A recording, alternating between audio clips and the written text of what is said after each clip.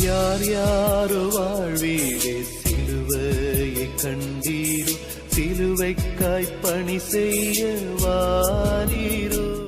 கிறிஸ்துவுக்குள் பிரியமானவர்களே, மரணத்தை ஜெயித்து உயிரோடு எழுந்த ஆண்டவர் இயேசு கிறிஸ்துவின் நாமத்தினாலே நெகேமியா new generation partaker movement NGPM, salvation mission partaker moment SMPM missionary இயக்கத்தின் சார்பிலே உங்கள் அனைவருக்கும் அன்பான வாழ்த்தல் வணக்கத்தையும் தெரிவித்துக் கொள்கிறேன்.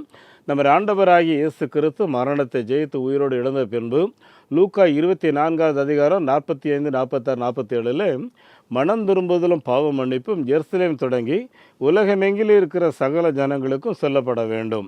அருமையானவர்களே, இந்த பைபிளில் மாத்திரம்தான் மனம் திரும்புங்கள் அப்படிங்கிற வார்த்தை இருக்கிறது. அது மாத்திரம் இல்லை, பாவ மன்னிப்பு இந்த செய்தி, அதாவது இயேசு மரணத்தை ஜெயித்து உயிரோடு எழுந்த செய்தி உலக மக்களுக்கு சொல்லணும் அப்படிங்கிற செய்தி இங்கே தான் இருக்குது. சரியா, வேற எங்கேயும் கிடையாது. ஆகவே தான் மனம் திரும்புங்கள்னு சொல்லி ஆண்டவர் அழைப்பு கொடுக்கிறார். அன்புக்குரியவர்களே, இந்த செய்தியை நம்ம இந்திய தேசத்தவர்களுக்கு சொல்லுகிறதுல நம்முடைய இயக்கத்தில் சுமார் 270 மிஷனரிமார் இந்தியாவின் 25 மாநிலங்களிலேயும் அண்டை நாடாகிய நேபாள், பூட்டான், பங்களாதேஷ் பகுதிகளிலையும் தங்கியிருந்து நற்செய்தி ஊழியத்தை செய்கிறார்கள். அவனுடைய பெரிய கிருபையினாலே சமீபத்தில் நேபாள் நாட்டில் நல்ல சுவிசேஷத்திற்கு வரவேற்பு ஏற்பட்டு சபைகள் வேகமாக வளர்ந்து வருகிறது. சபைகள் புதிதாக கட்டப்பட்டு கொண்டிருக்கிறது. நம்முடைய இயக்கத்தின் சார்பில் அங்கு 6 கிராமங்களில் ஆலய கட்டுமான வேலைகள் நடந்து கொண்டிருக்கிறது. அதற்கு நான் ஆண்டவரை ஸ்தோத்தரிக்கிறேன். அருமையானால் அது மாத்திரமல்ல, ஞானஸ்தானத்திற்கும் மக்கள் திரளாக வருகிறார்கள். நேபாளில் உள்ள அடிப்படை பிரச்சனை பார்த்திங்கன்னா, அங்கே மிகவும் வறுமை, குறிப்பாக பெண்கள் எல்லா வீடுகள்லேயும் வேலையில் இருப்பாங்க நேபாளில். இன்னும் பார்த்திங்கன்னா, இந்த சின்ன பிள்ளைகள் ஒரு 7ஆம் வகுப்பு 8ஆம் வகுப்பு தான், அவ்வளோதான் படிக்க வைப்பாங்க. படிச்சுட்டு இந்த பிள்ளைங்க பார்த்திங்கன்னா எல்லாமே பாரில் போய் டான்ஸ் ஆடுறதுக்காக போயிடுவாங்க. சமீபத்தில் நம்ம ஹாஸ்டலில் ஒரு பிள்ளை வந்திருந்தோம். அவள் பேர் அனுக்கிரகா. அவளுக்கு 13 வயசு, ஃபஸ்ட் ஸ்டாண்டர்ட் படிக்கிறான். எனக்கு அம்மா அப்பா கிடையாது, எங்கே படுப்பேன் எங்கே தூங்க ஒன்றுமே கிடையாது. அங்கிள் எனக்கு உனக்கு சாப்பாடு தரேன் தான் கூப்பிட்டு வந்தாங்க. வந்தவரை தான் இப்படிப்பட்ட ஒரு வலிமையான கடவுள் இயேசு இருக்கிறார் அப்படிங்கிற செய்தி எனக்கு சந்தோஷம் தருது. அங்கிள், என்னை படிக்க வைங்க, என் சொந்த ஜனங்களுக்கு இந்த விடுதலை சொல்ல வேண்டும். என் அன்புக்குரியவர்களே, இப்படி ஏராளமான குழந்தைகள் இருக்கிறாகவே தான் ஆதிவாசி பிள்ளைகளை படிக்க வைங்கன்னு கேட்குறோம். 600 ரூபா. அது மாத்திரம் இல்லை, சமீப காலமாக எங்களுடைய இயக்கத்தில் பணிபுரிகிற மிஷனரிமார் அன்னை பிள்ளைகளை பள்ளிக்கூடத்துக்கு அனுப்ப முடியல, எங்களுக்கு கொஞ்சம் படிப்புக்கு உதவி செய்யுங்கன்னு சொல்லி கேட்டுகிட்டே இருக்காங்க. ஜெபிச்சுக்குங்க. கர்த்தர் நடத்தினா ஒரு குழந்தையை படிக்க வைங்க. ஒரு மிஷனரி குழந்தையை படிக்க வைக்கிறதுக்கு 1000 ரூபா தேவை. அந்த குழந்தை எந்த ஸ்கூலில் படிக்க எங்கே இருக்குங்கிற அந்த விவரம் உங்களுக்கு ஒரு ப்ரொஃபைல் போட்டு நாங்கள் அனுப்பி வைப்போம். நீங்கள் அந்த குழந்தைக்காக ஜெபம் பண்ணுறதுக்கும் நான் உதவியாக இருக்கும். கர்த்தர் சித்தமான அந்த குழந்தைய நேரில் போயும் நீங்கள் பார்க்கலாம். இவ்விதமாக இந்த ஊழியங்கள் வளர்ந்து வருகிறது.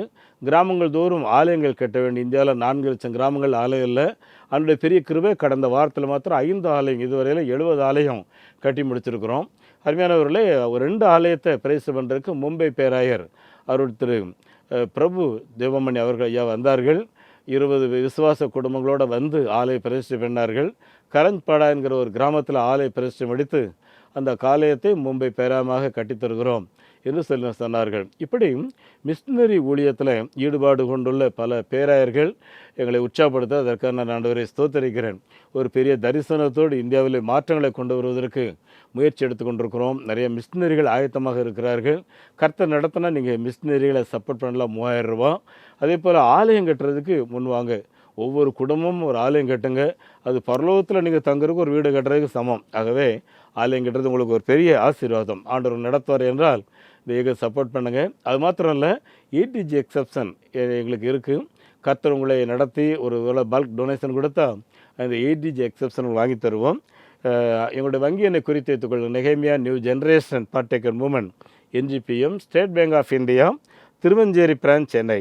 Account number 42 17 80 20 691. IFSC code SPIN 00061767. அதே போல் salvation mission partaker movement, Canara Bank, Selaiyur branch. Account number 12 00 34 54 94 90. IFSC code CNRP 000565. எங்களுடைய தொலைபேசி எண் 9043867550 94473750. அருமையானவர்களே, இந்த ஊழியத்திற்காக ஜெபித்து ஏவப்பட்டவர்கள் நீங்கள் காணிக்க அனுப்பும்போது நீங்கள் அனுப்புன அந்த விவரத்தை எங்களுக்கு தெரியப்படுத்துங்கள். உங்களோட அட்ரஸை நீங்கள் அனுப்புவீங்க. ஏன்னா நாங்கள் முழு பணத்துக்கும் ரெசிப்ட் போட்டால் மாத்திரம்தான் எங்களுக்கு அது ஆடிட்டிங்கு சப்போர்ட்டாக இருக்கும். ஏன்னா வெல்விசர் இப்படிலாம் ரெசிப்ட் போடாதீங்கன்னு சொல்கிறாங்க.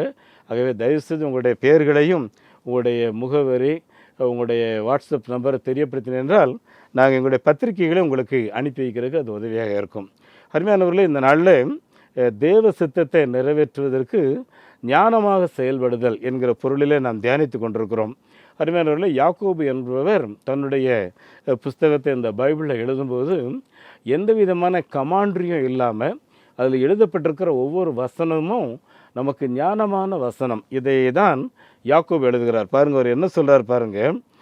கடவுளுடைய, அதாவது யாக்கோபு 3வது அதிகாரம் 17வது வசனத்தில் சொல்கிறாரு, பரத்திலிருந்து வருகிற ஞானமும் முதலாவது சுத்தம் உள்ளதாகவும் பின்பு சமாதானமும் சாந்தமும் இணக்கம் உள்ளதாகவும் இரக்கத்தாலும் நற்கணிகளினால் நிறைந்ததாகவும் பட்சபாதம் இல்லாததாகவும் மாயமற்றதுமாக இல்லாததுமாக இருக்கிறது அப்படின்னு சொல்கிறார். பாருங்கள், இதில் கிட்டத்தட்ட ஒரு 6 குறிப்பு வருது. அதாவது பரத்திலிருந்து ஒரு மனிதனுக்கு ஞானம் கொடுக்கப்படும் என்றால் இயேசு கிறிஸ்து குறித்து லூக்கா 2:52 இயேசு கிறிஸ்து தேவனுடைய கிருபையிலும் மனித தயவிலும் நாளுக்கு நாள் விருத்தி அடைந்தார் அப்படின்னு எழுதியிருக்கும். பத்துக்கு அருமையானவர்களே, இந்த 2 காரியத்தில் அவர் விருத்தி அடைந்ததுனால என்ன நடந்துச்சு, அவருக்குள்ள தெய்வீக ஞானம் அதிகமாக இருந்தது மாத்திரம் இல்லை, அன்றைக்கி இருந்த வேத பண்டிதர்கள் பல கேள்விகளை கேட்கும்போது அவர் சொல்கிற பதிலை கேட்டு சுற்றி இருக்கிற எல்லாருமே ஆச்சரியப்பட்டார்கள் அப்படின்னு இருக்குது. அப்படின்னா என்ன அர்த்தம்னு பார்த்தீங்கன்னா,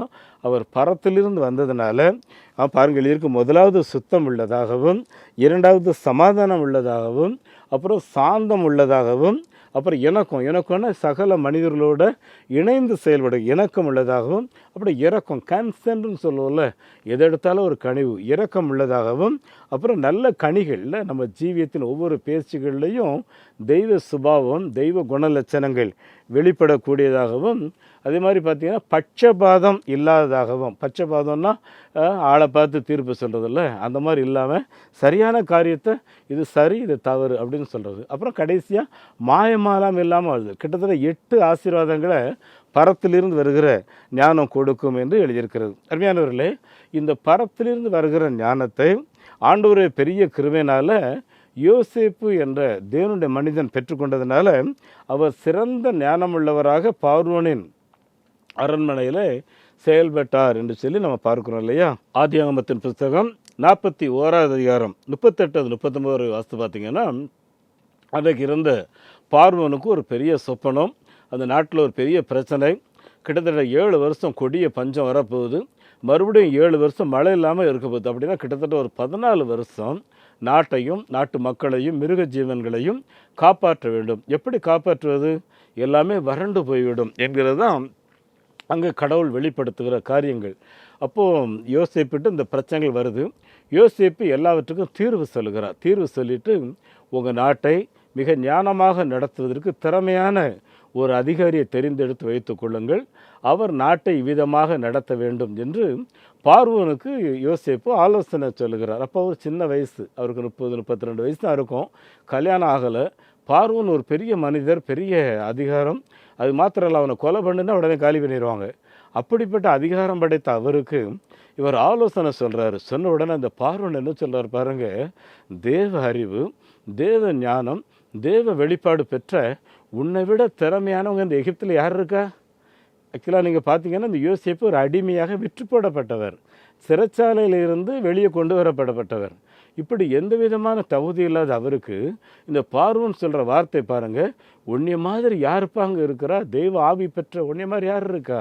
ஆகவே நீ தான் இந்த விஷயத்தில் செயல்பட வேண்டும். என் அன்பானவர்களை பாருங்கள், ஆதியாகமம் 41வது அதிகாரம் 38-39 வாசிக்கிற. அப்பொழுது பார்வோன் தன் ஊழியக்காரனாக்கி, தேவ ஆவியை பெற்ற இந்த மனுஷனை போல வேறு ஒருவன் உண்டோ என்றான். பின்பு பார்வோன் யோசேப்பை நோக்கி, தேவன் எல்லாவற்றையும் உனக்கு வெளிப்படுத்தியிருக்கிறபடியால் இந்த விவேகமுள்ள மனிதன் ஞானமுள்ளவன் வேறு ஒருவரும் இல்லை என்று தன்னுடைய விருதிலே போட்டிருந்த அந்த முத்திர மோதிரத்தை எடுத்து பார்வோனின் நிழலிலே போட்டு பார்வோனுக்கு அடுத்த இடத்துல நீ இருக்க போகிறாய், உன்னுடைய சொல் இல்லாமல் இந்த நாட்டில் எதுவுமே அசையாது என்று ஒரு உயர்ந்த அந்தஸ்தை கொடுக்கிறார்.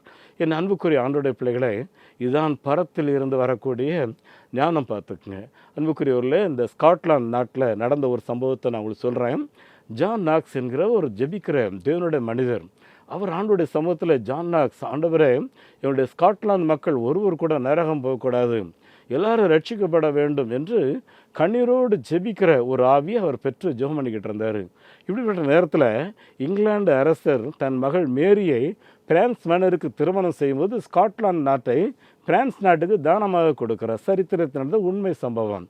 அப்படி கொடுக்கும்போது பிரான்ஸ் நாட்டில் எல்லாரும் கத்தோலிக்க மார்க்கமாக இருக்கிறதுனால இந்த ஸ்காட்லாந்து மக்கள் எல்லாரும் கத்தோலிக்க மார்க்கத்தை ஆராதிக்க வேண்டிய நிலைக்கு தள்ளப்படுவதனால் ஸ்காட்லாந்து மக்கள் எல்லாம் ப்ராட்டஸ்டன்ட் மார்க்கத்தை சார்ந்தவர்கள். இவர்களுக்கு ஆவி வழிபாடு, இவர்கள் யாரும் விக்கிரக வழிபாடுகளுக்கு செல்ல மாட்டார்கள். ஆகவே கண்ணீரோடு எல்லாரும் ஜெபம், ஆண்டவரே எங்களுக்கு ஆவிகளை நிறைந்து ஜெபிக்கிற அந்த அனுபவம் வேண்டும், இனி நாங்கள் மறுபடியும் விக்கிரக ஆராதனைக்கு போக முடியாது என்று கண்ணீரோடு ஜெபம் பண்ணிட்டு இருக்கிறார்கள். அந்த நேரத்தில் ஸ்காட்லாந்து பாராளுமன்றம் என்ன பண்ணுது, இந்த ஜான் நாக்ஸ் என்பவரை தங்களுடைய நாட்டுக்கு தலைவராக பிரதமராக தெரிந்தெடுத்து அதற்கான கடிதங்களோடு அவரை சந்திக்க போகிறார். அங்கே அவர் முழங்கால நிற்கிறாரு. ஐயா, நாங்கள் உங்களை எங்கள் நாட்டுக்கு பிரதமராக தெரிந்தெடுத்திருக்கிறோம், நீங்கள் வாங்க வந்து பிரதம மந்திரி பொறுப்பு எடுங்கன்னு சொல்லி கூப்பிட்றாங்க. உடனே ஜான் நாக்ஸுக்கு பயங்கர கோபம். அவனை என்ன சொல்கிறாரு, இந்த ஸ்காட்லாந்து மக்கள் எல்லாரையும் நரகம் போகாமல் பரலோகத்துக்கு கூட்டு போகிறது தான் என்னுடைய வேலையை தவிர உங்களுக்கு உலக பிரகாரமான ஒரு அதிகாரியாக இருக்கிறதுக்கு கடவுள் எனக்கு அழைப்பு கொடுக்கல. அதுக்கு உங்களில் திறமையானவர்கள், எலெக்டட் பண்ணப்பட்ட பேப்பர், நீங்கள் உங்களில் ஒருவரை தெரிந்தெடுத்து கொள்ளுங்கள் அப்படின்னு சொல்லிட்டு நேராக பாராளுமன்றத்துக்கு வராரு.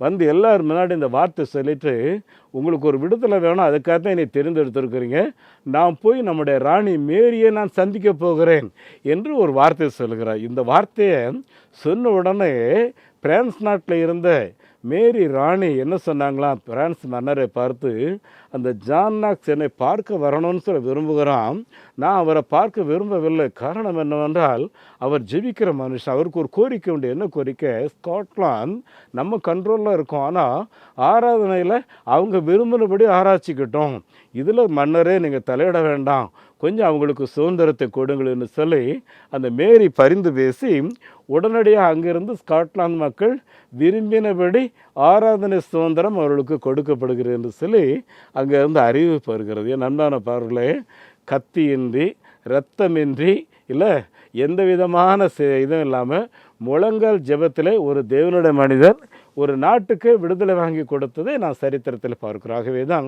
அன்புக்குரியவர்களை, ஒவ்வொரு காரியத்திலையும் ஞானமாக விவேகமாக செயல்படுவதற்கு கர்த்தர் நமக்கு அருள் புரிய வேண்டும். நீதிமொழிகளின் புஸ்தகம் 1வது அதிகாரம் 7வது வசனத்தை எழுதியிருக்கு, கர்த்தருக்கு பயப்படுதலே ஞானத்தின் ஆரம்பம். மூடர்கள் இல்லை அறிவில்லாதவர்கள் அப்படின்னு சொல்லி நம்ம யோசிக்கிறோம்ல, அவங்க என்ன பண்ணுவாங்களோ இந்த ஞானத்தை அசட்டை பண்ணுவார்கள்னு எழுதியிருக்காகவே அவன் கிடக்கான் என்னங்க பைத்தியக்கார மாதிரி புலம்புறான் அப்படின்னு சொல்லி யாரும் நினைக்காம இதில் என்னதான் இருக்கிறன்னு சொல்லி கவனித்து இந்த வார்த்தைகளுக்கு கீழ்ப்படிந்து பாருங்கள். ஆண்டவருடைய குடும்பத்தையும் உங்களுடைய பிள்ளைகளையும் உங்களுடைய எதிர்காலத்தையும் அளவில்லாமல் ஆசீர்வதிப்பார். உங்களுக்கு நான் ஜெபிக்க விரும்புகிறேன். எங்கள் பரலோகத்தின் நல்ல பிதாவே, இன்றைய வசனங்களை கேட்ட ஒவ்வொருவரும் கூட ஆண்டவரே நீர் தங்கிரும். உம்முடைய பிள்ளைகள் யாரெல்லாம் என்னென்ன கேள்வியோட ஏதாயிலும் குழப்பத்தில் இருப்பார்கள் என்றால் பரத்திலிருந்து வருகிற அந்த ஞானம் உம்முடைய பிள்ளைகளுடைய இருதயத்தை நிரப்பி சுத்தமாக சமாதானத்தை கொடுத்து நிம்மதியை கொடுத்து நல்ல வழிநடத்துதலோடு ஒவ்வொருவரையும் காத்துக்கொள்ளும். ஒவ்வொருவரும் சிறந்த வெற்றியை பெறும்படி எங்கள் பிதாக்களின் தேவனின் ஆசீர்வாதம் ஒவ்வொரு குடும்பத்தையும் தொடர நான் வாழ்த்தி ஆசீர்வதிக்கிறேன். ஆண்டவரும் இரட்சகருமாகிய இயேசு கிறிஸ்து நாமத்தில் இந்த ஜெபத்தை கேட்கின்றேன் பிதாவே, ஆமேன். நம்முடைய ஆண்டவர் இயேசு கிறிஸ்துவனுடைய கிருபையும் பிதாவாகிய கடவுளுடைய அன்பும் பரிசுத்த ஆவியானவருடைய நடத்தல் பிரசனம் ஆசீர்வாதம் இந்த வார்த்தைகளை கேட்ட ஒவ்வொரு கூட தங்கியிருப்பதாக. ஆமேன். இந்த மாபெரும் நற்செய்தி பணியில் ஒரு ஆதிவாசி குழந்தைய நீங்கள் 600 ரூபாய் கொடுத்து படிக்க வைக்கலாமே, உங்களால் ஏன்ற தொகையை கொடுத்து ஒரு ஆலயங்கள் கட்டுவதற்கு தீர்மானம் எடுக்கலாமே, உங்களுடைய பங்குகள் என்ன?